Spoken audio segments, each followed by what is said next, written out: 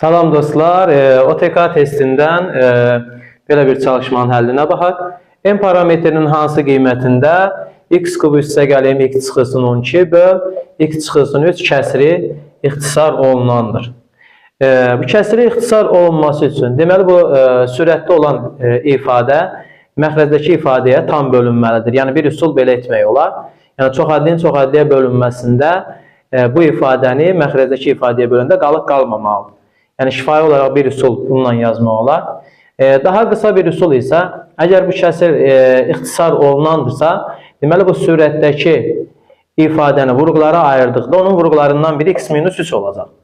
Deməli, həmin o ifadənin köklərindən biri x-3 ifadəsinin kökü ilə eyni olar. Yəni, məxrəcin kökü, yəni 0-a bərabər etsək, x çıxılsın 3 bərabərdir 0, x bərabərdir 3-ə. Deməli, bu ifadəni 0-a bərabər etdikdə köklərindən biri 3-dür. Yəni, kökü 3-dür.